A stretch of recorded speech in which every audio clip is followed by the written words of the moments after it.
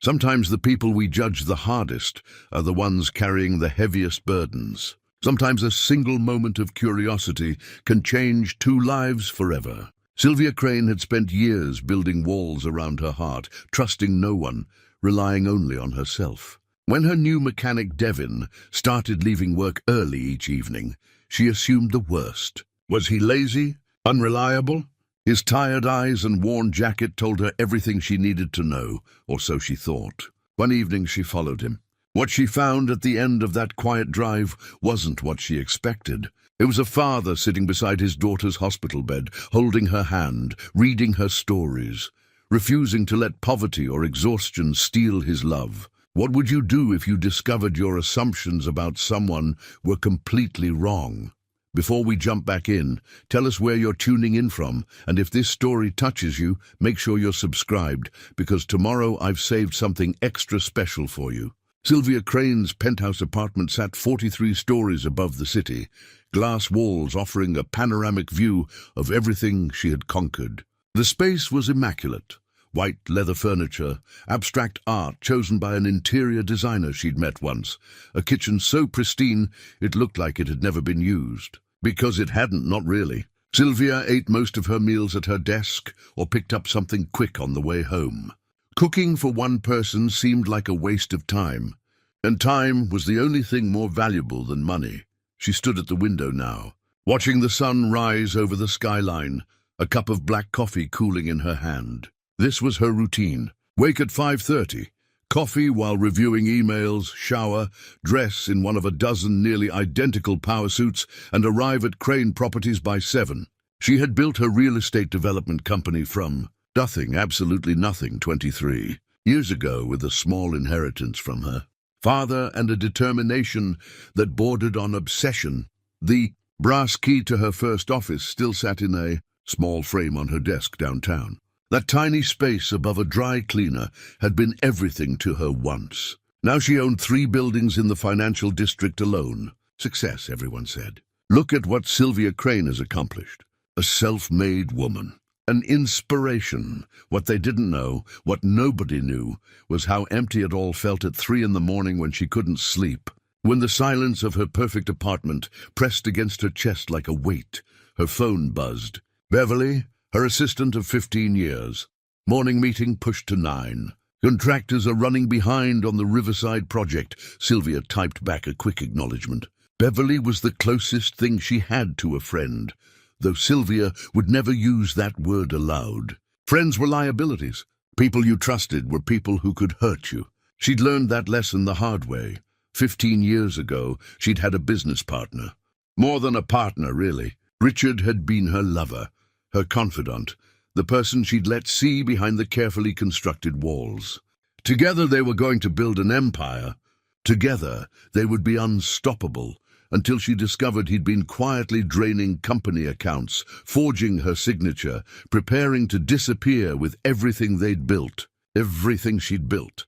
The betrayal had nearly destroyed her financially and completely destroyed her emotionally. She'd managed to recover the business, barely, but the part of her that trusted, that loved, that hoped, that had died in a lawyer's office on a Tuesday afternoon in October, she hadn't let anyone close since. Not romantically, not even platonically. Beverly was efficient and professional. Her employees were competent or they were gone. Her business associates were useful or they weren't. Everything in her life had a purpose, a function. Nothing wasteful, nothing vulnerable. Except for one thing.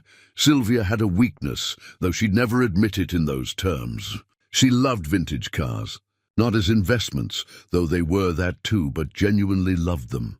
The curves of a 1967 Mercedes, the sound of a well-tuned engine, the smell of leather and oil and careful restoration. There was something honest about old cars. They didn't pretend to be anything other than what they were. You could see their damage, work on their problems, restore them to beauty. Not like people, who hid their flaws until it was too late. 3 months ago, she'd purchased a 1967 Mercedes 250 SL that needed complete restoration. She'd taken it to Sterling Auto Restoration, a small shop in a neighborhood that hovered somewhere between working class and barely getting by. The owner, Kurt, was a man in his 60s who'd forgotten more about cars than most mechanics would ever know. He'd looked at her Mercedes with the reverence it deserved and promised to treat it like his own child. He'd also introduced her to his newest hire, Devin. Sylvia remembered that first meeting clearly. Devin had been bent over an engine, his hands black with grease, concentration absolute. Kurt had called him over, and he'd straightened, wiping his hands on a rag that looked like it had been white once, maybe a decade ago. "Ma'am," he'd said, nodding respectfully. His voice was quiet, measured. "Beautiful car. Original paint?" "Mostly," Sylvia had replied, caught off guard by the genuine appreciation in his eyes. "Some touch-ups over the years. We'll take good care of her." He'd smiled, a small, tired smile, and returned to his work. That had been 3 months ago. Since then, Sylvia had visited the shop weekly to check on progress. The restoration was meticulous, perfect. Devin's work was exceptional. He treated each part like it mattered, like it deserved his full attention. She appreciated that. What she didn't appreciate was that he left early, every single day. 5:30 on the dot, sometimes 5:15 if he thought no one was watching.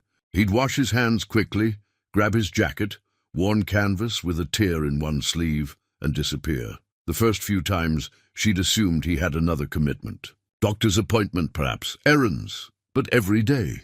That wasn't appointments, that was a pattern. And patterns, in Sylvia's experience, usually meant something worth hiding. She'd mentioned it to Kurt once, carefully casual. "Your mechanic keeps short hours," Kurt had shrugged. "Devin works harder than anyone I've ever hired. If he needs to leave at 5:30, he's earned it." That non-answer had only made her more suspicious. What was worth leaving work unfinished? Her Mercedes had been sitting in the same state for 2 weeks, while Devin waited for parts that Sylvia had verified with the supplier had actually arrived 3 days ago. Yesterday, she'd arrived at the shop unannounced at 4 in the afternoon. Devin had been there, methodically working on someone else's Corvette, his movements efficient and precise. She'd watched him for 20 minutes from the small waiting area. He'd glanced at his phone 4 times, checking the clock. At 5:15, he'd stopped mid-task, set down his tools with obvious reluctance, and headed for the door. He'd paused when he saw her sitting there. "Ms. Crane, didn't know you were coming by today. Just checking on progress," she'd said coolly. "Parts should be in next week. I'll start on the suspension system then." His hand was on the door handle. Eager to leave. Eager to get away. "Next week? I was told the parts arrived Monday." Something had flickered across his face. Guilt? Worry? Before his expression smoothed. "There was a mix-up with the order. Kurt's handling it. I really need to go, ma'am. I'm sorry." And he'd left. Just like that, leaving her sitting there with a car that could be finished but wasn't, and a growing certainty that something wasn't right. Beverly had listened to her complaints that evening over the phone while Sylvia paced her empty apartment. "Maybe he has a sick relative," Beverly had suggested gently. "Maybe he's taking night classes. Maybe he just values his personal time. Maybe he's lazy," Sylvia had countered. "Maybe he's taking my money and not doing the work. Or maybe," Beverly had said, with the patience of someone who dealt with Sylvia's suspicions for 15 years, "you're looking for reasons not to trust him because trusting people is hard for you." Sylvia had hung up. Not angrily, she never got angry with Beverly, but because the words had hit too close to home. Now, standing in her pristine apartment as dawn broke over the city, Sylvia made a decision. Tonight she would follow Devin, see where he went. See what was so important that he'd leave work unfinished day after day. She'd know the truth, and then she'd decide what to do about it. After all, she hadn't built an empire by ignoring her instincts. And her instincts told her that Devin was hiding something. She just had no idea how right she was, or how wrong. Thursday evening arrived with an overcast sky that threatened rain, but never quite delivered. Sylvia had spent the day distracted, watching the clock in a way she hadn't done since her early years building the company. At 4:30, she told Beverly she was leaving early, a rarity that earned her a raised eyebrow, but no questions. She drove to Sterling Auto Restoration and parked 2 blocks away, positioning her sedan where she had a clear view of the shop's entrance, but wouldn't be easily noticed. The whole thing felt absurd. She was a successful businesswoman, not some private investigator. But she couldn't shake the need to know, to understand, to confirm her suspicions so she could stop thinking about it. At 5:20, Devin emerged from the shop. He'd changed out of his work coveralls into jeans and a faded blue Henley that had seen better days. He walked to an old Ford pickup truck, at least 15 years old, maybe 20, that sat in the employee lot. The truck coughed twice before starting. Sylvia waited until he pulled onto the street, then followed at a careful distance. They drove through the downtown area, where her office buildings gleamed with corporate logos and expensive architecture. Devin's truck continued east, into neighborhoods where the buildings grew shorter and the paint jobs less fresh. Past the commercial district into residential areas, where kids played on sidewalks and corner stores, sold lottery tickets and cigarettes. Sylvia's fingers tightened on the steering wheel. She rarely drove through these parts of the city. Her world was carefully curated: upscale restaurants, executive meetings, her penthouse, the auto shop because of her cars. This was different. This was real life for people who couldn't afford to avoid it. The truck turned into a parking lot. Sylvia's breath caught. Riverside Community Hospital. The building was aging but well-maintained, surrounded by modest landscaping and signs directing visitors to various wings. She parked in a visitor spot several rows away and watched as Devin got out of his truck. He stood there for a moment, rolling his shoulders like a man preparing to lift something heavy. Then he walked toward the main entrance. Sylvia sat frozen. Hospital. He was going to a hospital every day. The suspicion she'd been nurturing, that he was lazy, unreliable, cutting corners, dissolved like sugar in hot water. Hospital meant something serious. Someone sick. Someone he cared about enough to leave work early every single day. She should leave. This was private. This was none of her business. She'd found her answer. He wasn't being dishonest. He was dealing with something difficult, but she didn't leave. Instead, she got out of her car and walked toward the entrance, propelled by something she couldn't quite name. Curiosity, yes, but also something deeper, a need to understand the full picture. The hospital lobby was quiet at this hour, past the afternoon visiting rush but before evening. A few people sat in the waiting area. The smell of antiseptic and floor cleaner hung in the air. Sylvia spotted Devin at the gift shop near the entrance, counting change from his pocket with careful attention. She hung back, pretending to study a directory board while watching from the corner of her eye. He purchased a small bouquet of daisies, simple, cheerful flowers, and headed for the elevators. Sylvia followed. She felt like a ghost, invisible in her expensive suit among the tired visitors and exhausted medical staff. Devin pressed the button for the 4th floor. Sylvia slipped into the elevator just as the doors began closing. He noticed her, did a double take. Ms. Crane? Her mind went blank for a fraction of a second. Then training took over. Devin, I didn't expect to see you here. Visiting someone. His hand tightened on the bouquet. Is someone you know here? Checking on a donation, she lied smoothly. My company supports the hospital foundation. He nodded, clearly uncomfortable but accepting the explanation. The elevator doors opened on the 4th floor. A sign on the wall read, Oncology Wing, Oncology, Cancer. Devin stepped out without another word, his shoulders curved inward like a man walking into a storm. Sylvia followed at a distance, her heart hammering in a way that had nothing to do with being caught. The corridor was lined with patient rooms, some with doors open, most closed. Devin walked to room 412 and paused at the door. Through the window, Sylvia could see a young woman in the bed. Early 20s, dark hair pulled back, pale but smiling as she looked up from a textbook. The transformation in Devin was instant and complete. The tired mechanic with worn clothes and perpetually slumped shoulders straightened. His face lit up with genuine joy. He opened the door, and the young woman's face mirrored his expression. Dad!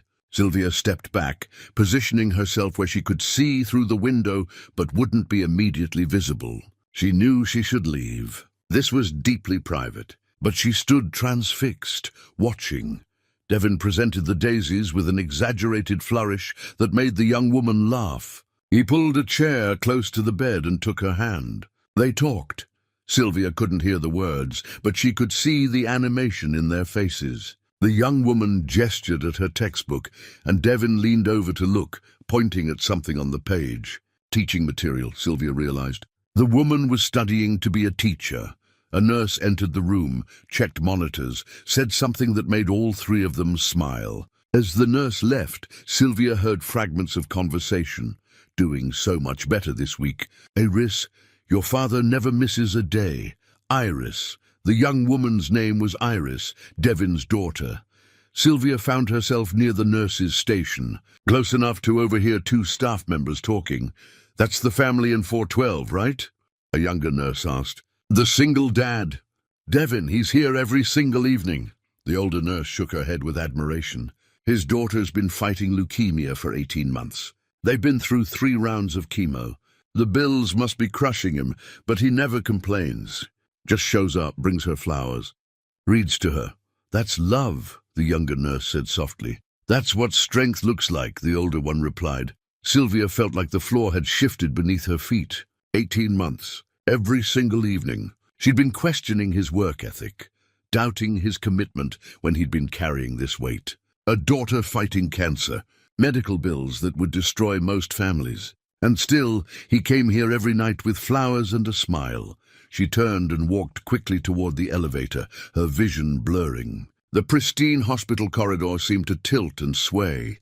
She jabbed the elevator button, willing it to come faster, needing to escape before the emotions building in her chest could break free. In her car, she sat with her hands gripping the steering wheel, staring at the hospital entrance without seeing it. All her assumptions, every single one, had been wrong. Not just wrong, cruel.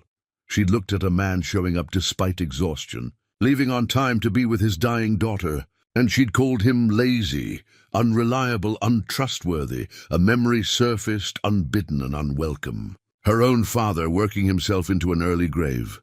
She'd been building Crane Properties then, so focused on success that she'd barely noticed his declining health. She'd promised to visit. Next week, next month, when this deal closes, when that project launches, always later. Always tomorrow, until there was no tomorrow. He'd died of a heart attack at 61, and she'd been in a business meeting across town. She hadn't even gotten to say goodbye. Devon wasn't missing time with his daughter. He was choosing her, every single day, regardless of the cost to his career, his finances, his future. He was choosing love over everything else, and Sylvia had judged him for it. She drove home through streets that looked different now, like she was seeing them clearly for the first time. Her penthouse felt especially empty when she walked in.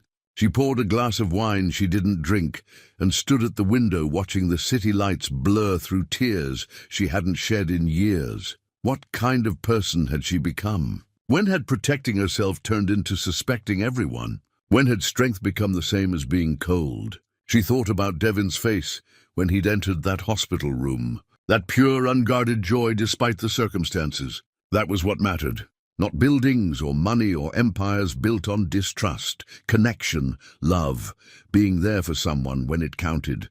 Sylvia set down her wineglass and made a decision. She didn't know what she could do, but she had to do something. She couldn't just walk away now that she knew. Devon and Iris deserved better than that. They deserved better than she'd given them. Sylvia didn't sleep that night.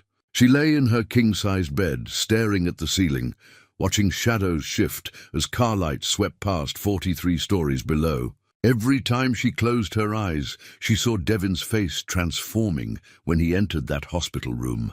The pure love in that moment haunted her. By morning, she'd made several decisions. First, she would return to the auto shop and actually see Devon as a person, rather than an employee who disappointed her. Second, she would find a way to help without being obvious about it. Pride mattered. She understood that better than most. If she came charging in with offers of money or charity, she'd humiliate him. She needed to be subtle, strategic. She arrived at Sterling Auto Restoration at 9 in the morning. Gert was in the office sorting through invoices that looked like they'd been sorted many times before. Ms. Crane, didn't expect you today. I wanted to check on the Mercedes, see if there's anything we can do to speed up the process. She kept her voice professional, businesslike. I know Devin mentioned waiting on parts. Kurt scratched his beard, looking uncomfortable. Truth is, the parts came in. He's had a lot on his mind lately. Good worker, best I've ever had, but everyone's got their limits. I understand. And she did now. Is he here? Out back, working on a Mustang restoration. Sylvia found him in the work bay, bent over an engine with the focused intensity she'd noticed before. But now she saw other things too.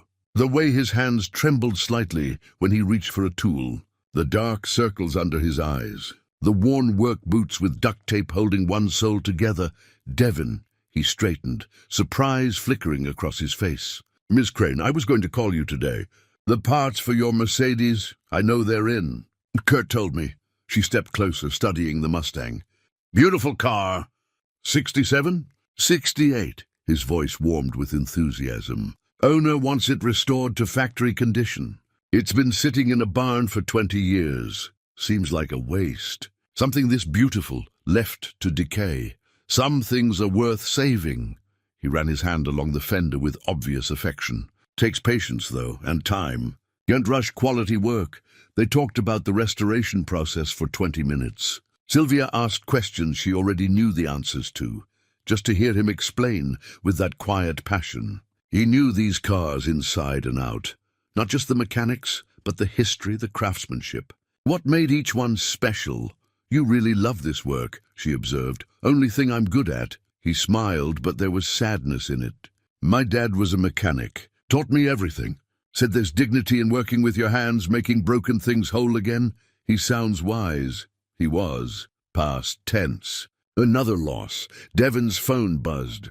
He glanced at it and his expression shifted, worry replacing the brief contentment. He typed something quickly, then slid the phone back in his pocket. Everything okay? Sylvia asked, though she knew it wasn't.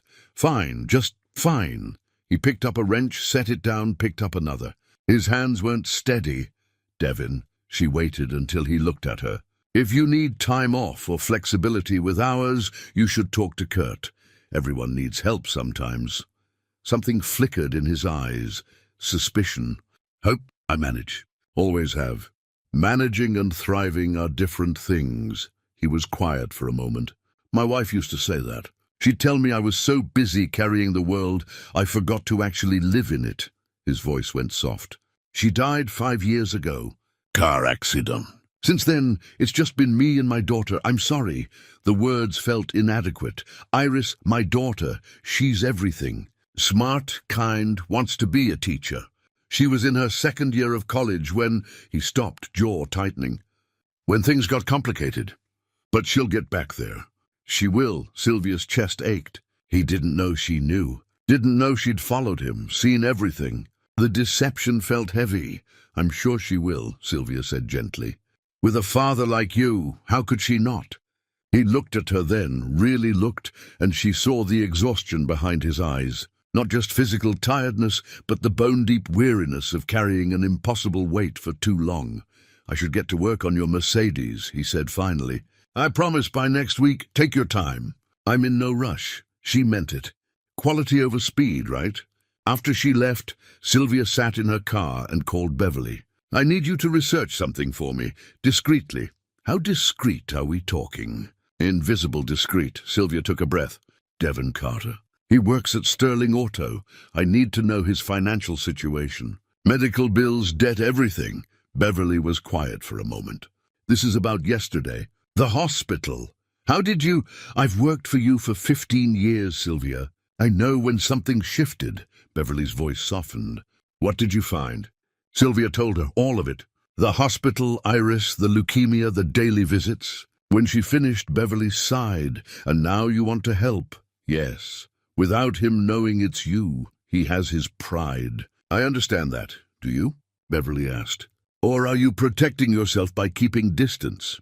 The question stung because it was probably true. Just get me the information. By afternoon, Beverly called back. The details were worse than Sylvia had imagined. Medical bills exceeding $300,000. Insurance that covered barely half. Payment plans that would take Devin decades to clear. A second job on weekends doing oil changes at a quick lube place. Recent plasma donations, she could see the records. $40 twice a week. He was selling his blood to help pay for his daughter's treatment. Sylvia closed her eyes. In her world, $300,000 was a line item in a budget. A nice bonus. Money she'd spend on art she didn't look at or renovations she didn't need. For Devon it was insurmountable, life-crushing, the kind of debt that destroyed futures. "There's more," Beverly said quietly. "Iris needs experimental treatment. Not covered by insurance at all. Estimated cost is another $150,000, and without it, her chances drop significantly." Sylvia made decisions quickly. It was what had made her successful. Set up a meeting with Riverside Hospital's Financial Assistance Department. "I want to know their programs, Sylvia, and see if Kurt needs more restoration work. High-end projects. The kind that would require overtime hours from his best mechanic. You're going to funnel money to him through work. I'm going to make sure he's compensated fairly for exceptional skill." Sylvia kept her voice level. "There's a difference, is there?" But Beverly's tone said she approved. "I'll handle it." Over the next week, Sylvia increased the scope of her Mercedes restoration. She wanted custom leather, she decided. Special detailing, chrome work that required specialist attention. The kind of additions that would legitimately double the bill and require extensive hours. She also arranged for catered lunches to be delivered to the shop. "For everyone," she told Kurt. "You work hard. You should eat well. It wasn't charity if it was for the whole team." She left coffee gift cards anonymously in the break room, brought pastries from an expensive bakery downtown, and claimed she'd overordered for a meeting. Small things, careful things, things that might help without being obvious, but it wasn't enough. Not nearly enough. One afternoon, she watched through the shop window as Devin's phone rang. He answered, listened, and his face went pale. He said something short, hung up, and stood completely still for 30 seconds. Then he walked to the bathroom, and when he emerged 10 minutes later, his eyes were red. Sylvia's hands clenched. Something had happened. Something bad, Kurt told her later reluctantly. Iris had a setback. Needs that experimental treatment sooner than they thought. Devin asked for an advance on his pay. "I wanted to help, but the shop's barely breaking even as it is." That night, Sylvia made another decision, a bigger one. She would visit Iris herself, not as the rich woman helping from shadows, but as someone who cared. She'd find a way to make it natural, to connect honestly, because Beverly had been right. She wasn't just protecting Devin's pride by staying hidden. She was protecting herself, keeping distance so she wouldn't have to feel too much, wouldn't have to risk caring and being hurt. But she was already caring. Already involved, already feeling more than she had in years. Time to stop hiding behind walls. Time to step into the light, even if it was terrifying. Sylvia chose a Wednesday evening to visit the hospital. Wednesday was when Devin worked his second job at the quick lube place, giving her a window when she could meet Iris without explaining her presence. The fourth floor felt different in evening light. Quieter, the harsh fluorescence softened somehow. She found room 412 and knocked gently on the doorframe. "Come in," a young voice called. Iris was sitting up in bed, textbooks spread around her like islands. She looked up with a welcoming smile that faltered slightly at seeing a stranger. "Hi, can I help you?" "I hope I'm not intruding. My name is Sylvia. I'm a friend of your father's." The lie came easier this time, though it still tasted wrong. "Oh." Iris's smile returned, genuine and warm. "Dad doesn't talk about friends much. I didn't realize he had any at the shop besides Kurt. We've gotten to know each other through my car restoration." Sylvia stepped into the room, taking in the details. Photographs taped to the wall. Iris and Devin at various ages, smiling at beaches and parks and kitchen tables. A stuffed bear wearing a tiny graduation cap. Teaching certification study guides stacked neatly on the bedside table, and draped across the foot of the bed, a hand-knitted blanket in shades of blue and grey. "That's beautiful," Sylvia said, gesturing to the blanket. Iris touched it with obvious affection. "I made it for Dad, something to keep him warm in that freezing shop. He won't wear it there, says it's too nice, but I catch him with it at home sometimes. Her eyes shone with love. He pretends he's tougher than he is. Sylvia sat in the visitor's chair, the same one she'd seen Devin occupy.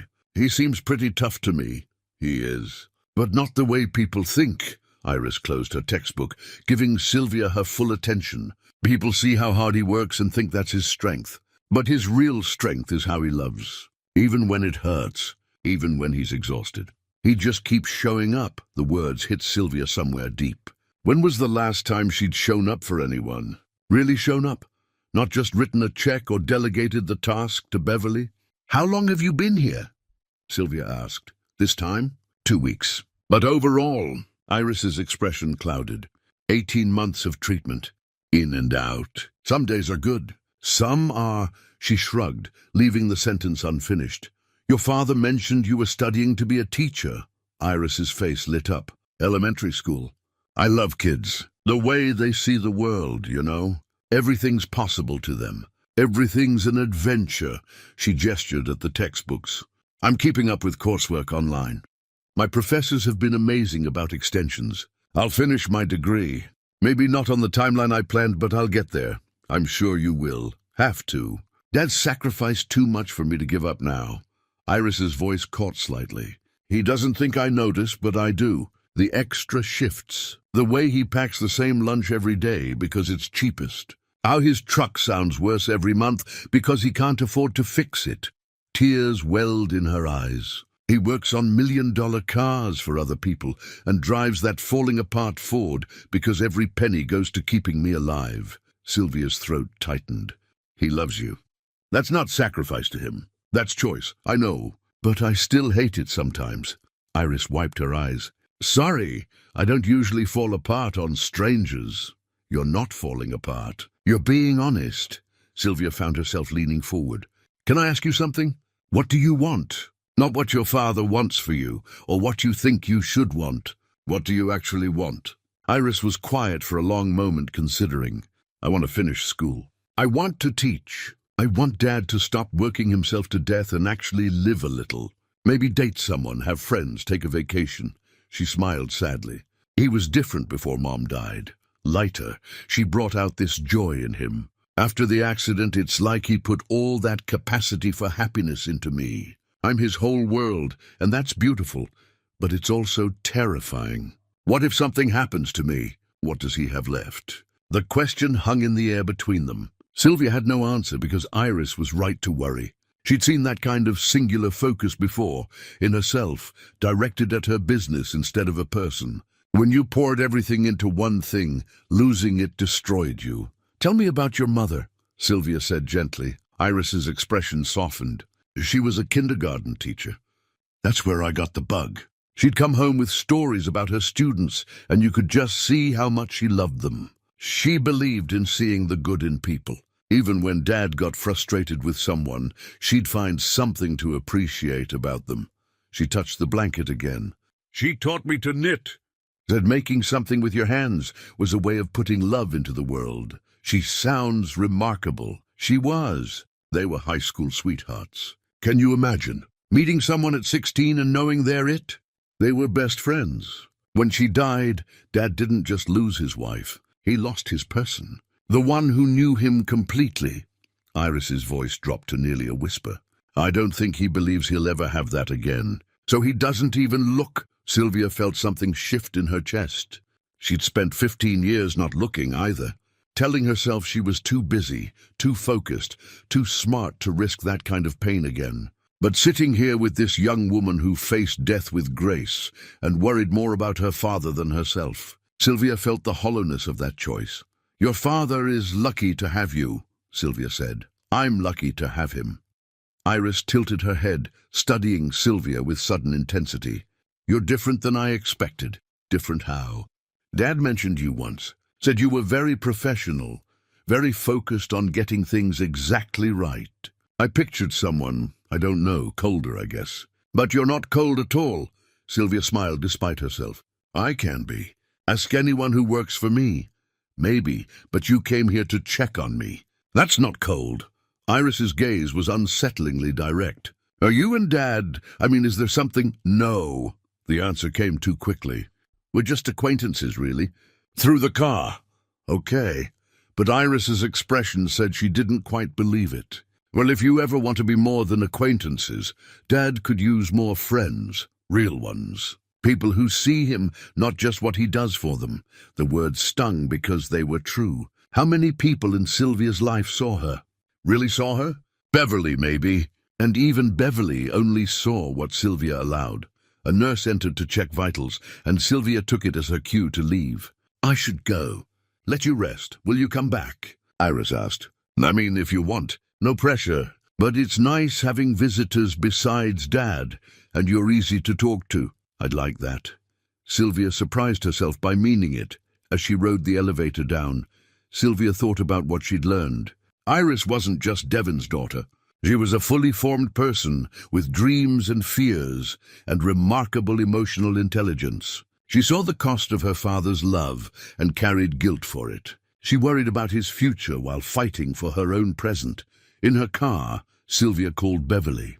I need you to research Hospital Foundation procedures. Specifically, anonymous donations designated for specific patients. You met her, yes. And she's extraordinary. They both are. Sylvia's voice cracked slightly. I can't just watch this, Beverly. I can't sit in my tower and pretend I don't know they're drowning. What are you going to do? Whatever it takes. That night, Sylvia drafted emails to hospital administrators, made phone calls to her financial advisor, set up meetings with foundation directors. She moved money around, not all of it, but enough. Enough to matter. Enough to change everything for one family, fighting an impossible fight. She knew there would be consequences eventually. The truth would surface. Devon would discover what she'd done. But sitting in her empty penthouse, remembering Iris's question about what Devon would have left if something happened to her, Sylvia realized she didn't care about consequences. Some things were worth the risk. Some people were worth stepping into the light for. Even if you'd spent years hiding in shadow. 3 weeks passed, and the world shifted in small, significant ways. Iris received notification that she qualified for the hospital's Emergency Financial Assistance Program, a mysterious fund recently established by an anonymous donor, specifically helped families facing catastrophic medical expenses. The experimental treatment was approved, funded, possible. Devon had called Sylvia that evening, his voice breaking with emotion. I don't understand it. They said we qualified for this fund. It covers everything. The treatment, the medications, everything. I keep waiting for someone to say there's been a mistake. Maybe there are still good people in the world, Sylvia had said quietly. Maybe someone saw your situation and wanted to help. I don't even know how to thank them. Whoever they are. His voice was thick with tears he was trying to hide. They gave me my daughter's future back. Sylvia had ended the call quickly, afraid her own voice would give her away. Beverly had found her in her office an hour later, staring out at the city lights, with tears streaming down her face. You did a good thing, Beverly had said simply. I did a necessary thing. There's a difference, but it felt good. Better than closing a deal, or acquiring a property, or seeing her company's value increase. This felt like something real, something that mattered beyond spreadsheets and profit margins. The change in Devon was visible. He came to work with lighter steps, worked with renewed energy. He still left at 5:30 every day, but the desperation was gone. Now it was just love pulling him toward the hospital, not terror and helplessness. He and Sylvia began spending more time together at the shop. She found excuses to visit, checking on the Mercedes, asking questions about restoration techniques, bringing coffee for the team. Gradually, the excuses became less necessary. She came because she wanted to, because talking to Devon felt natural in a way talking to people hadn't felt in years. One afternoon, she found him working on her Mercedes with a vintage repair manual spread open beside him. The manual was clearly his, pages dog-eared, margins filled with handwritten notes in neat, precise script. Is that your writing? She asked, peering over his shoulder. He looked almost embarrassed.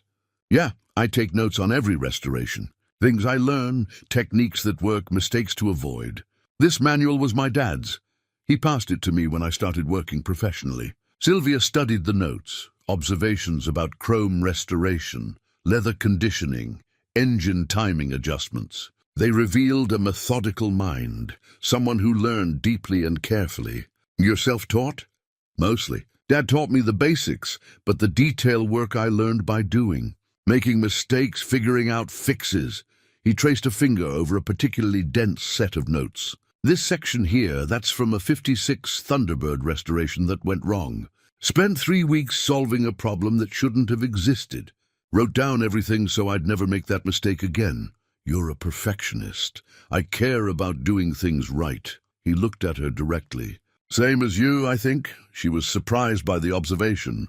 What makes you say that? The way you run your business. Kurt mentions how precise you are, how you notice every detail. You could have taken your Mercedes to any high-end restoration shop in the city. Places with climate-controlled facilities and espresso machines in the waiting room. But you came here because you cared about the work more than the amenities. I care about things being done properly. Most people care about things looking proper. There's a difference. He returned his attention to the engine, making a minute adjustment. I appreciate that about you. You see past surface impressions. If only he knew how wrong her first impressions had been. How she judged him as lazy, unreliable, when he'd been showing more strength than she'd ever demonstrated in her protected, privileged life. They fell into an easy rhythm, Sylvia asking questions, Devon explaining patiently. She learned about compression ratios and carburetor adjustments, and the particular challenges of maintaining vintage leather. He had a gift for teaching, breaking complex concepts into understandable pieces. You should teach, she said without thinking. You're good at it. Something flickered across his face, pleasure mixed with old pain. My wife used to say that. She was a teacher. Elementary school. She'd tell me I had the patience for it, but I always figured I was better with machines than people. Maybe you're better with people than you think. He smiled, a real smile. Not the careful, guarded ones she'd seen before. Maybe, or maybe you're just easy to talk to.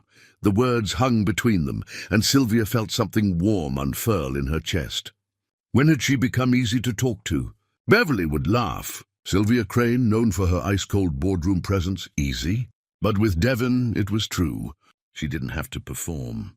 Didn't have to maintain the careful facade of control and competence. She could just be present, learning something new, enjoying another person's company without calculation. Over the following weeks, their conversations deepened. He told her about raising Iris alone, the terror of being a single parent, the guilt of sometimes failing, the overwhelming love that made it all worthwhile. She found herself sharing things she rarely spoke about. Her father's death, the betrayal by Richard that had closed her heart, the loneliness that came with success. You built all that and have no one to share it with, Devon observed one day. They were sitting in the shop's small break room, sharing coffee during his lunch break. That must be hard. I chose it, protected myself, but at what cost? The question lodged in her heart. What had it cost? Everything that mattered, probably. Connection, love, the possibility of being truly known by another person. My wife believed people were fundamentally good, Devon said quietly. Even after seeing so much hardship in her students' lives, poverty, abuse, neglect, she still believed in leading with trust. I used to think she was naive. After she died, I realized she was brave. Trust is terrifying, but it's also the only way to really live. I'm not sure I know how anymore. I think you do. You're here, aren't you? Having real conversations. That takes trust. She wanted to tell him then. Wanted to confess everything, the following, the discovery, the anonymous donations. But fear stopped her. What if he felt betrayed? What if this fragile connection shattered under the weight of her deception? Beverly's words echoed in her mind. Eventually, truth comes out. Better coming from you, but not yet. Not when things were finally good. Not when Iris's treatment was working and Devon was smiling again, and Sylvia felt more alive than she had in 15 years. She visited Iris twice more that month. They talked about teaching methodologies and children's literature and what it meant to build a meaningful life. Iris never asked directly about Sylvia's growing friendship with her father, but Sylvia saw the speculation in her eyes. The hope. One evening, as Sylvia prepared to leave the hospital, Iris stopped her. "He's different lately, happier. I think having a friend helps. I think having you getting better helps. That too. But also you." Iris's gaze was knowing.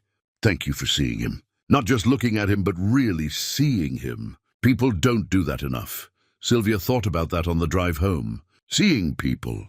Really seeing them. She'd spent years looking without seeing, at employees, business partners, even herself. But with Devon and Iris, she was learning to see clearly, to notice, not just what people showed the world, but what they carried underneath. The Mercedes restoration was nearly complete. Soon, there would be no practical reason for Sylvia to visit the shop regularly. The thought troubled her more than it should. She'd have to find other excuses. Or terrifying thought, simply admit she wanted to see him. No business justification required. Kurt pulled her aside one afternoon. "Whatever you did for that boy, I appreciate it. Haven't seen him this steady in months. I didn't do anything." Kurt's knowing look said he didn't believe her. Sometimes doing nothing is doing something. Just showing up. Being present. That matters. That night, alone in her penthouse, Sylvia stood at the window with her phone in hand. She drafted a text to Devon 3 times and deleted it each time. Something simple, casual. "Want to grab dinner sometime?" Just as friends, but even typing the words felt monumental. Opening the door to something beyond restoration projects and shop visits. Stepping into territory she'd avoided for 15 years. She set the phone down without sending anything. Not yet, soon maybe. When she was braver. When she could face the possibility of wanting something, someone, and risking the pain of loss again. But the want was there now. Undeniable. Growing stronger each day. And that terrified her more than any business deal ever had. The call came on a Thursday morning. Iris was being discharged.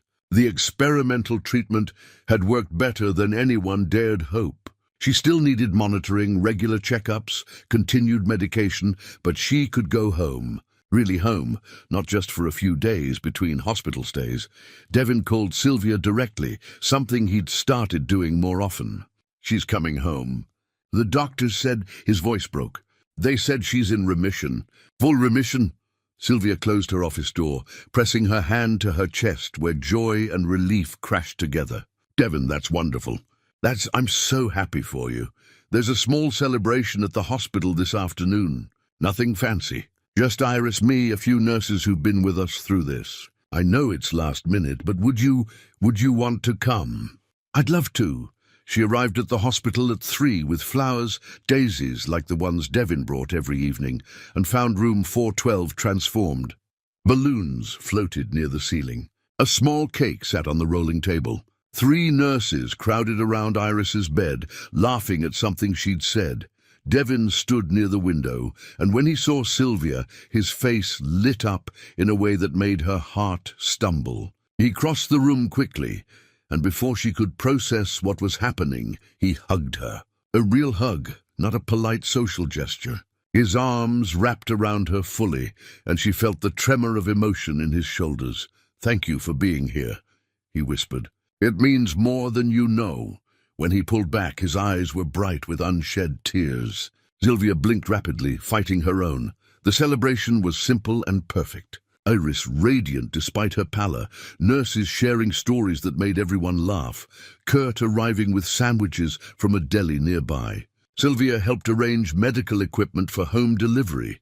She'd already coordinated this part anonymously, but now could participate openly in making sure everything was ready. As the gathering wound down and nurses returned to their rounds, Sylvia found herself alone with Iris for a moment. "I'm going to miss this room," Iris said, looking around. "Isn't that strange? I hated being here, but it was also where people took care of me, where Dad read to me every night, where I met you. You can visit any time," Sylvia said. "Though I hope you won't need to." "Me too." Iris reached out and took Sylvia's hand. "Can I tell you something? And you have to promise not to tell Dad." "Of course. I think he's falling for you." Iris's voice was gentle, knowing. "I see how he looks at you. How he lights up when you call. He hasn't looked at anyone that way since Mom died." "I'm glad." Sylvia's throat tightened. Iris, I know it's complicated. Life always is. But Dad deserves happiness. And so do you. You both walk around like you're afraid to want anything for yourselves. She squeezed Sylvia's hand. Don't be afraid. Not of this. Before Sylvia could respond, Devon returned. Ready to see your palace? He asked Iris, gesturing around the small hospital room with exaggerated grandeur. Can't wait to see what humble abode awaits. Iris played along. Devon had asked if Sylvia wanted to come to the apartment, help Iris settle in. She declined, sensing they needed family time. But 2 days later he invited her to dinner, properly invited her, with advance notice and everything. Nothing fancy, he warned. Just dinner at our place. Iris wants to cook. She's been dreaming about using a real kitchen for months. Sylvia arrived at the address in a neighborhood she never visited, modest apartment buildings, with cars that had seen better decades parked along the streets. Devon's apartment was on the 3rd floor, upstairs that creaked under her feet. The apartment was small. Everything in Sylvia's penthouse closet would barely fit in this living room. But stepping inside, she felt something her expensive space had never offered. Warmth. Photographs covered every surface. Devon and Iris at various ages. Her first day of school, middle school graduation, high school prom. A wedding photo of Devon and his wife, both impossibly young and radiantly happy. Iris as a toddler on someone's shoulders. Birthday cakes and holiday dinners, and ordinary moments made precious by being captured and displayed. One photo in particular caught Sylvia's attention. Iris in a cap and gown. Devon beside her with pride blazing from his face. They stood in front of a high school, both grinning at the camera. That was a good day, Devon said, noticing her looking. She got a full scholarship to state, first in our family to go to college. I worked triple shifts that summer, wanted to make sure she had everything she needed. The framed photo, worn at the edges, clearly treasured, represented everything he'd fought to preserve. Not just Iris's life, but her future, her dreams, the education he'd sacrificed his own comfort to provide. You must be so proud, Sylvia said. Every single day, dinner was simple. Pasta with homemade sauce, salad, garlic bread. Iris moved around the tiny kitchen with obvious joy, showing off her cooking skills. Devon set the table, and Sylvia helped where she could. Though mostly she just watched them work together with the easy synchronization of people who knew each other completely. They ate at a small table barely big enough for 3. Sylvia couldn't remember the last time she'd had a home-cooked meal at someone's kitchen table. Business dinners at restaurants, catered events, takeout at her desk. But this was different. This was family. Tell me about your work, Iris said. Dad says you develop buildings. Sylvia talked about her company, her projects, the satisfaction of transforming empty lots into spaces where people lived and worked. She found herself being honest about the loneliness of it too. How success had come at the cost of connection. But you're changing that, Iris observed. You're here. After dinner, Devon walked Sylvia to her car. The evening air was cool. Streetlights casting orange glows on the pavement. Thank you for coming, he said. Iris was excited all day. She really likes you. I like her too. She's remarkable. She is. He leaned against her car, hands in his pockets.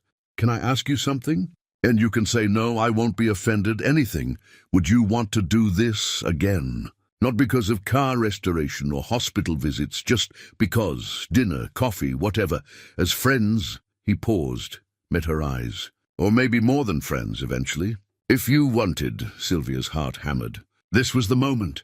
She should tell him everything. The following, the donations, the months of deception. Start clean. But looking at his hopeful face, the vulnerability in asking, she couldn't, not now. Not when everything was finally good.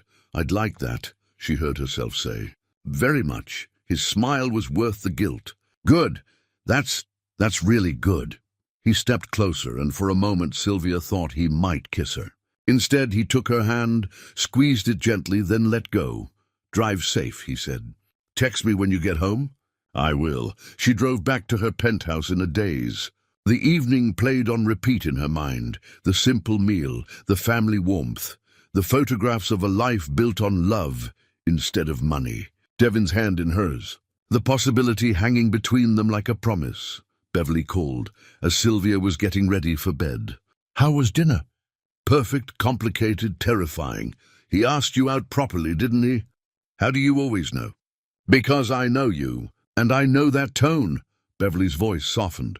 "What are you going to do?" "I don't know. I should tell him the truth before this goes further." "Yes, you should. But if I tell him now, I might lose—" She couldn't finish the sentence. "Lose what you're building?"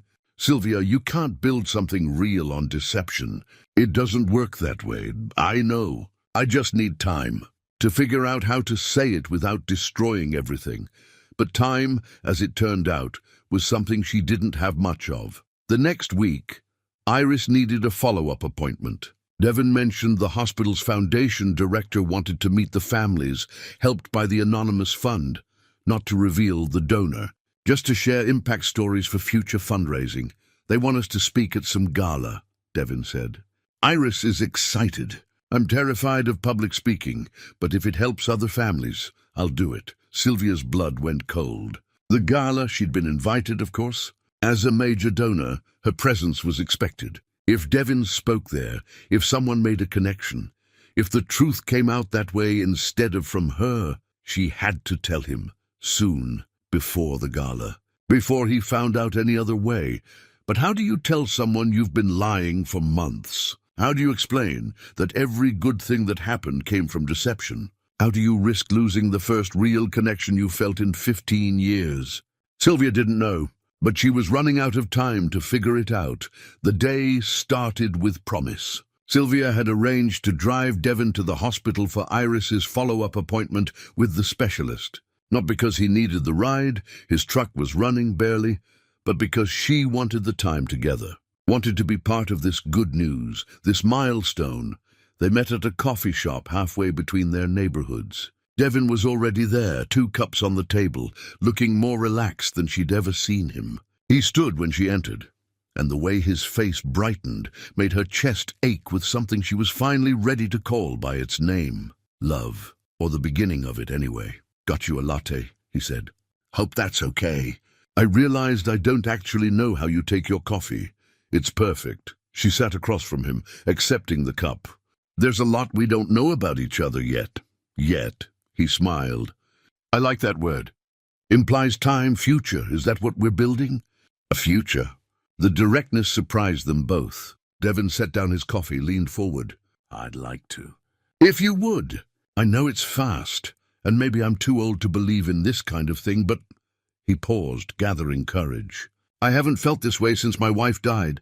Didn't think I would again. Didn't think I wanted to. But with you, everything feels possible again." Sylvia's throat tightened. This was the moment. She should tell him now, before they went further, before the lie grew bigger than the truth. "Devon, there's something—" "Wait." He reached across the table, took her hand. "Let me finish. I'm not good at this, at saying what I feel. But I want you to know that these past months, getting to know you, they've changed me. You see me, not just the struggling single dad or the mechanic. You see who I actually am. And Iris adores you. She told me last night that she's never seen me this happy. Every word was a knife." Sylvia pulled her hand back gently. "You don't know everything about me. I know enough. I know you're kind, that you care deeply even when you pretend not to, that you're lonely but afraid to admit it, that you're brave enough to let walls down." His eyes were so open, so trusting. "What else matters?" "The truth matters," Sylvia wanted to scream, but instead she smiled weakly. "We should go. Don't want to be late." The drive to the hospital was filled with easy conversation. Devon telling stories about Iris's childhood. Sylvia sharing memories of her father. Normal, natural, built on months of growing friendship and something deeper. Built on a foundation that Sylvia knew was cracked at its core. At the hospital, they met Iris in the lobby. She looked stronger every day, color returning to her cheeks, energy in her movements. She hugged Sylvia like they were family, and maybe they were becoming that. Maybe that was the cruelest part. The appointment was in the specialist's office on the 5th floor. Sylvia waited outside while they went in, giving them privacy for the medical details. She sat in the waiting area, scrolling through her phone, trying to calm the anxiety building in her chest. She had to tell him, today, after the appointment. She'd take him somewhere quiet and explain everything. He'd be angry, yes, hurt, but maybe he'd understand. Maybe the months of genuine friendship would outweigh the initial deception. Her phone buzzed. Beverly, the hospital foundation called. They need to confirm your attendance at the gala. Also, they're doing a short video about the Anonymous Fund. They want to interview Devin and Iris tomorrow. Sylvia's stomach dropped. No, tell them. Tell them I'll handle the donation confirmation, but the video needs to wait. Sylvia, they're excited about this. It's good publicity for the program. I know, I need more time. You're running out of time. Tell him today. I will. I am. After this appointment, she hung up and sat staring at the wall, wondering how everything had gotten so complicated. All she'd wanted was to help, to do something good with her money. How had that turned into this tangled web of deception and growing love and impending disaster? 40 minutes later, the appointment ended. Iris emerged first, face glowing. The doctor says everything looks great. I can start planning to go back to school in January. Devin followed, and Sylvia saw something in his expression. Happiness, yes, but also distraction. He was looking at his phone, frowning slightly. Everything okay? She asked. Yeah, I need to grab something from the car. Meet you both downstairs? He headed for the elevators before Sylvia could respond. Iris linked her arm through Sylvia's as they walked toward the stairs. He's been nervous all morning, Iris confided. I think he wants to ask you something. Something big. Sylvia's heart raced. What do you mean? I'm not supposed to say, but I'm terrible at keeping secrets from people I love. Iris grinned. He's been looking at... She stopped mid-sentence as her phone buzzed. Her expression changed, confusion replacing joy. That's weird. What? Text from the hospital foundation. They want to do an interview tomorrow about the fund that helped us. But they need Dad to bring documentation, treatment bills, the assistant's approval letter, all that. She looked up at Sylvia. They specifically mentioned wanting to see the donation receipt that came with the notification. Dad has it somewhere. Ice flooded Sylvia's veins. Receipt? Yeah, apparently there was paperwork showing the donation came through Crane Properties Foundation. Iris tilted her head. Wait, isn't that your company? Time seemed to slow. Sylvia watched understanding dawn on Iris's face, saw the moment connection formed between scattered pieces of information, the timing, the amounts, Sylvia's sudden appearance in their lives right when the money came through. Oh my God, Iris whispered. It was you. You're the anonymous donor. Iris, let me explain. But Iris had already pulled away, was already walking quickly toward the elevator. Dad needs to know. He has a right to know, Sylvia followed, panic rising. Please wait. Let me tell him. Let me explain properly. They reached the lobby just as Devin came back through the entrance. He took one look at Iris's face, and his expression shifted to concern. What's wrong? Dad, Iris's voice was shaking. The fund that paid for my treatment. It came from Crane Properties. From Sylvia. Devin's face went blank. He looked at Sylvia, and she saw the moment everything clicked into place. All the coincidences, the increased work hours right when he needed money, the anonymous help appearing exactly when required, her sudden friendship right as his world was falling apart. Is that true? His voice was quiet, careful. Sylvia's hands trembled. Yes, but please let me explain. How long? The quietness was worse than yelling. How long have you known? Since I followed you here. Months ago, you followed me.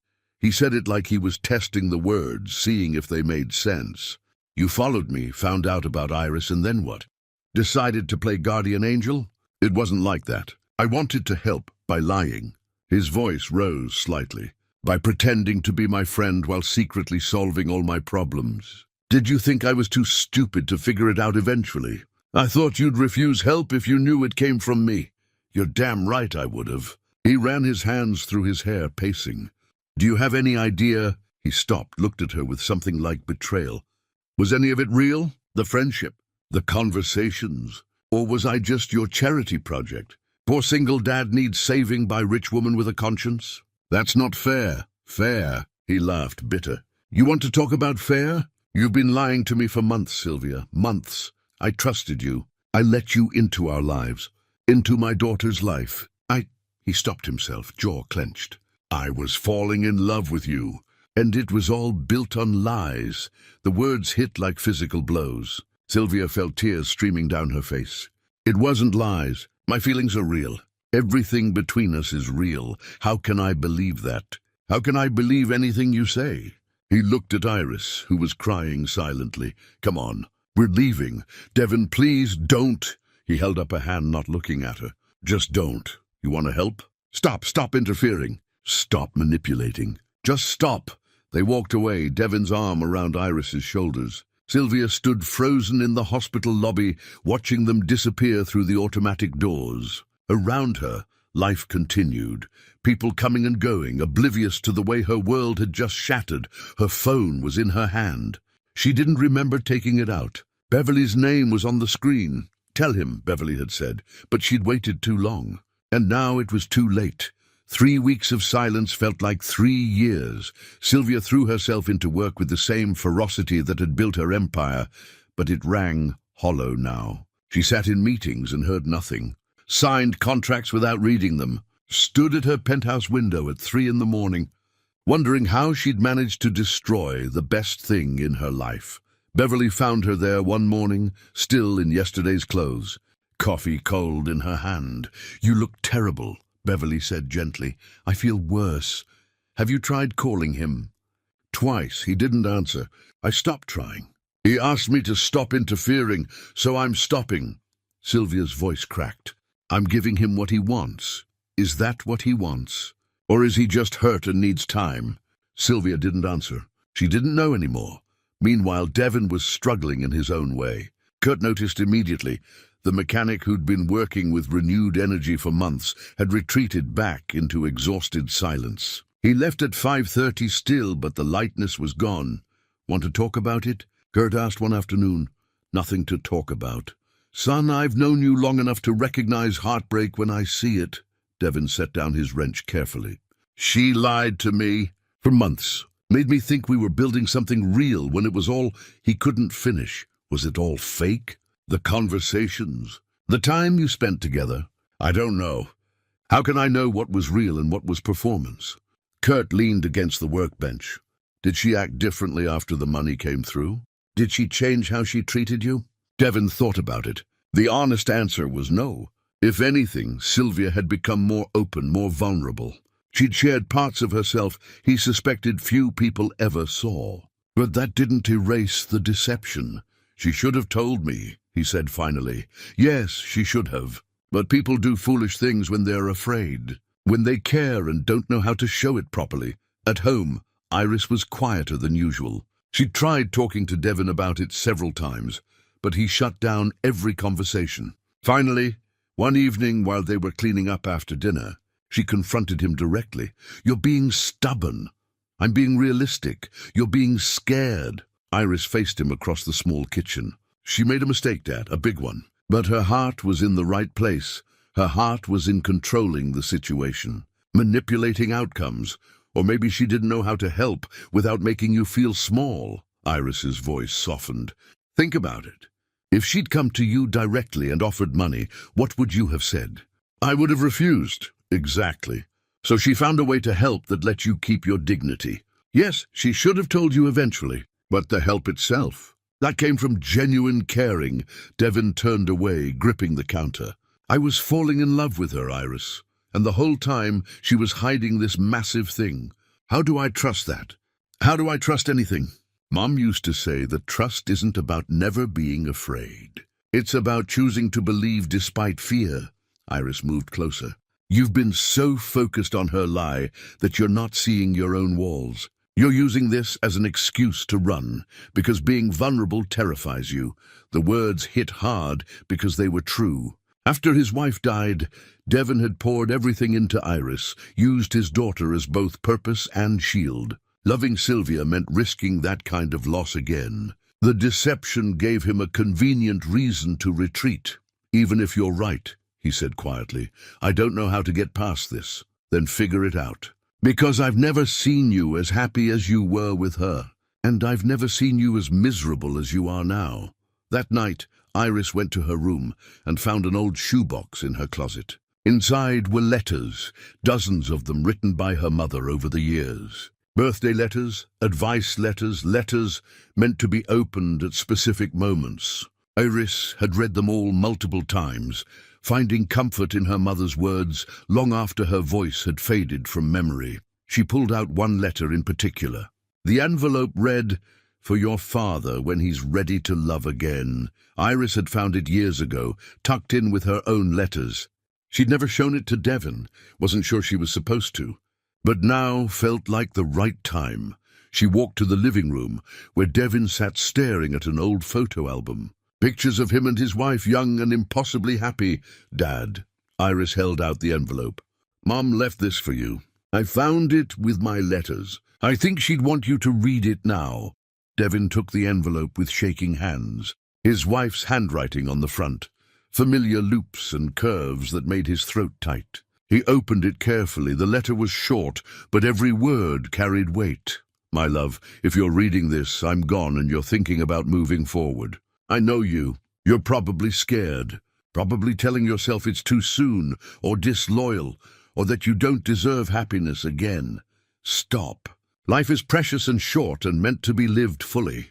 I loved you with everything I had, and that love doesn't diminish if you love again. It expands. It honors what we had by proving you're still capable of opening your heart.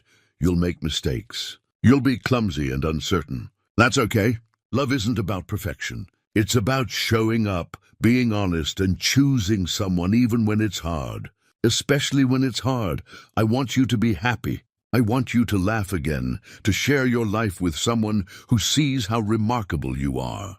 Don't hide behind grief or fear or noble suffering. Those aren't virtues. They're prisons. Be brave enough to love again. And if the person you love makes mistakes, give them grace. Give them the chance to be human and flawed and trying their best. That's what you'd want them to give you. All my love, forever and always. Devon read the letter 3 times, tears streaming down his face. His wife's voice so clear in every sentence, giving him permission he hadn't known he needed. Telling him what he already knew but was too afraid to admit. He was using Sylvia's deception as an excuse to run from vulnerability. Yes, she'd made a mistake. A significant one, but her intentions had been rooted in caring, not cruelty.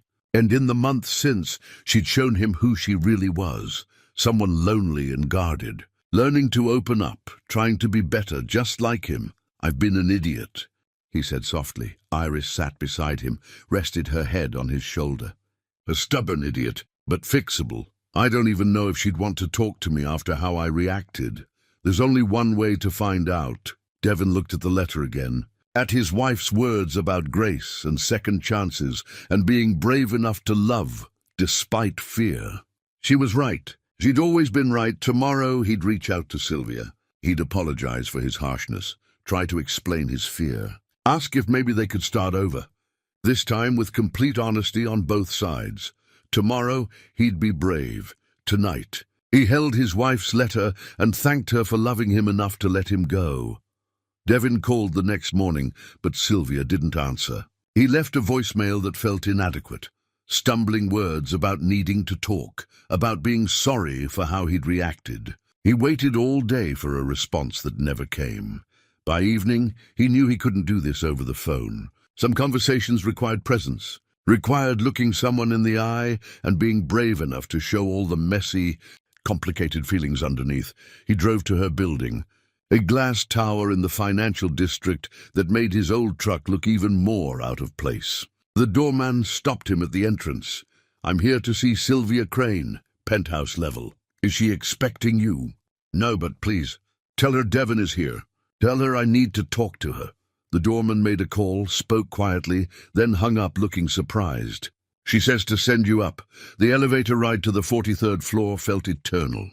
Devon's heart hammered against his ribs. He'd rehearsed what to say a dozen times, but now every word had fled his mind. The elevator opened directly into her penthouse.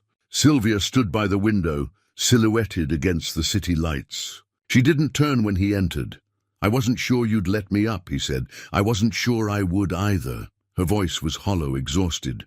What do you want, Devon? He stepped closer, saw her reflection in the glass.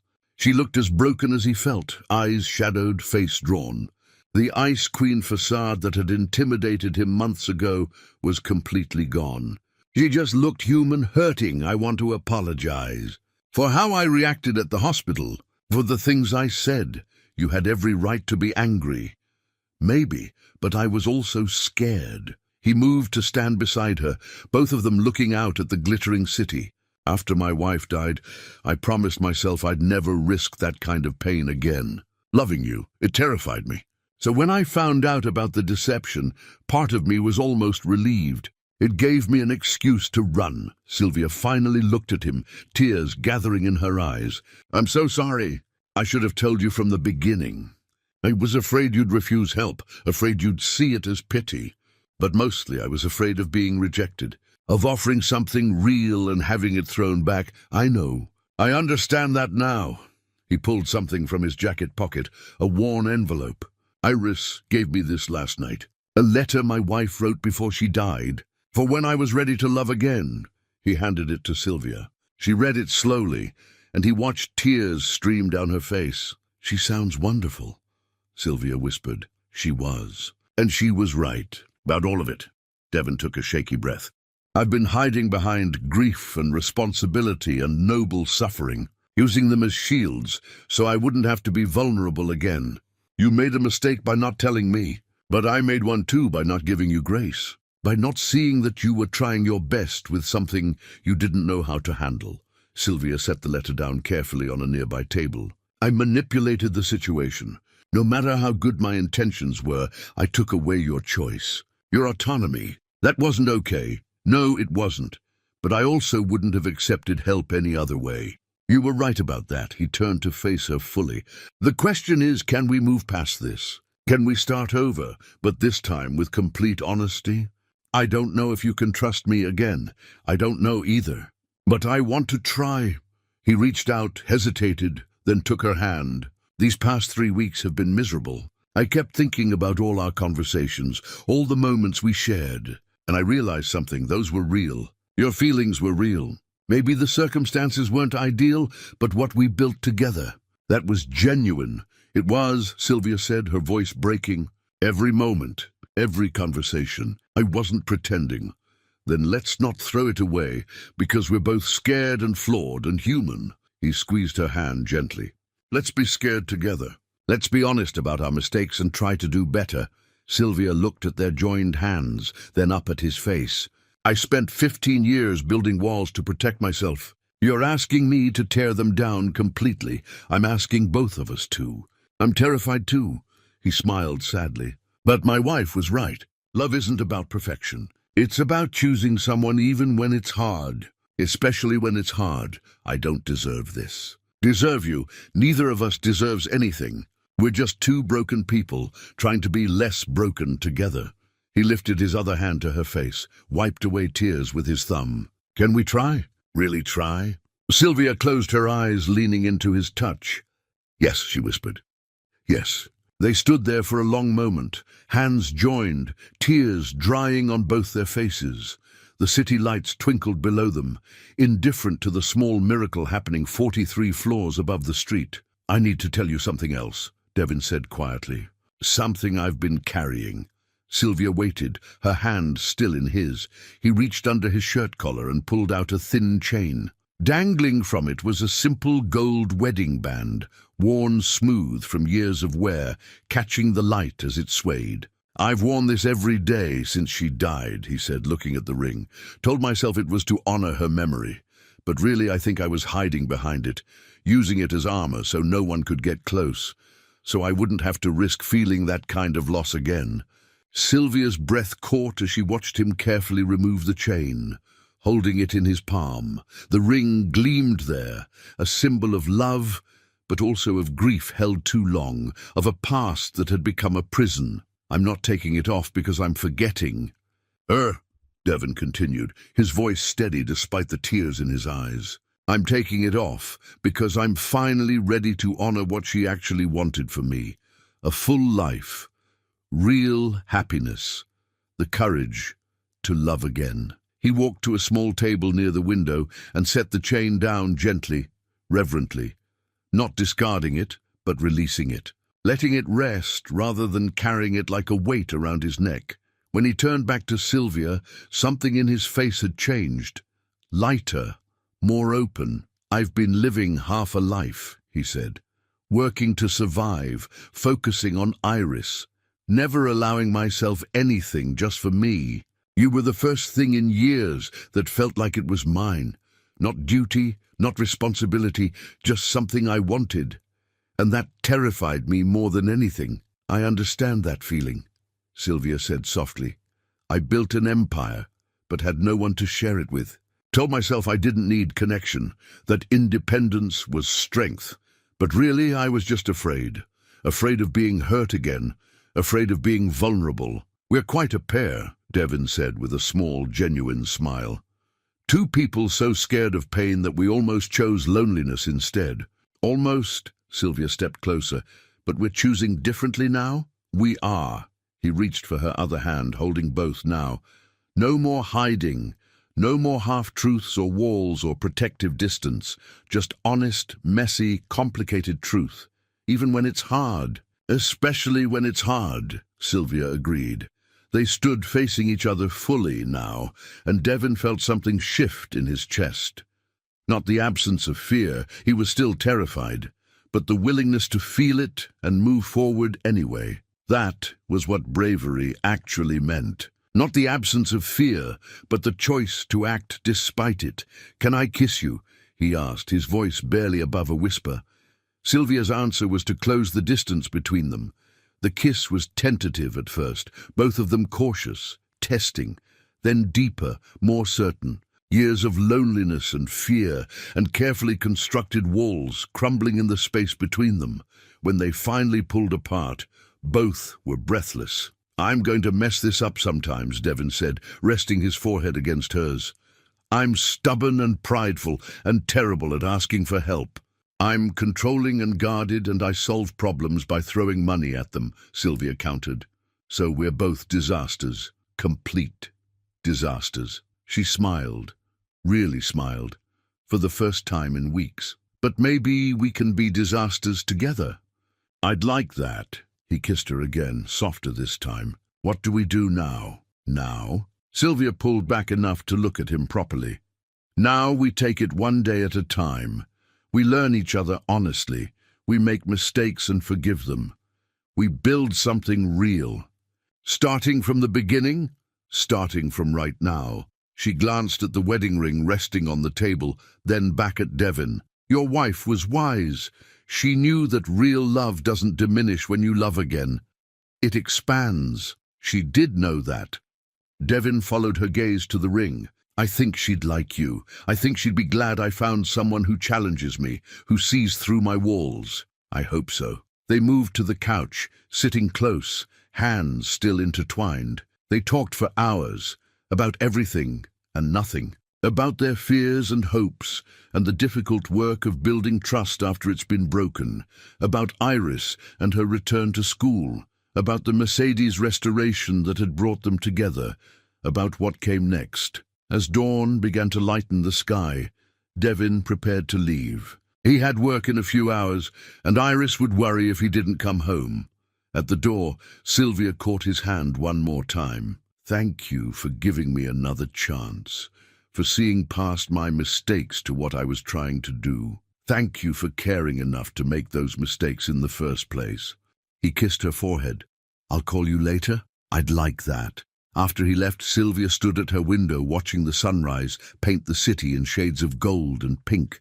Her penthouse felt different now, still quiet but no longer empty. She wasn't alone anymore, and that made all the difference. 6 months later, the world looked different. Not dramatically different. The city still sprawled below Sylvia's windows. Kurt's shop still smelled of oil and metal. Iris still studied her teaching materials with fierce determination. But the small shifts mattered most. The details that made life worth living. The Mercedes restoration was complete. It sat now in Sterling Auto's showroom, gleaming under careful lighting. a testament to patience and craft and working through difficulties to create something beautiful. Sylvia and Devin had finished it together over long evenings, their hands working side by side, conversation flowing as naturally as breathing. The car represented more than restoration. It was a reminder that broken things could be made whole again. That damage didn't define worth. That with care and time and willingness to do the hard work, beauty could emerge from struggle. Sylvia ran her fingers along the polished chrome, remembering the day she'd brought it here, how suspicious she'd been, and how closed off. That woman felt like a stranger now. Still admiring your handiwork? Devin's voice came from behind her. She turned to find him wiping his hands on a rag, that familiar gesture she'd watched 100 times. But now she knew what those hands felt like holding hers, knew the gentleness in them, the strength. Our handiwork, she corrected. I couldn't have finished it without you. I'm pretty sure that's not true, but I'll take the compliment. He moved closer, slipping an arm around her waist with the casual comfort of established intimacy. Ready for tonight? Tonight, the hospital gala, the one where Devin and Iris would speak about the anonymous fund that had saved their lives. Except now everyone would know the donor's identity. Sylvia had insisted on it. No more hiding, no more deception. Just honest acknowledgement of what had happened and why. Nervous, she admitted. Me too. Public speaking terrifies me. He kissed her temple. But we'll be fine.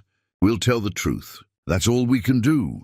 The gala was elegant without being ostentatious, the hospital foundation's way of honoring donors while keeping focus on the cause. Sylvia wore a simple navy dress, Devin a suit that Iris had helped him pick out. They arrived together, fingers intertwined, presenting themselves as what they were.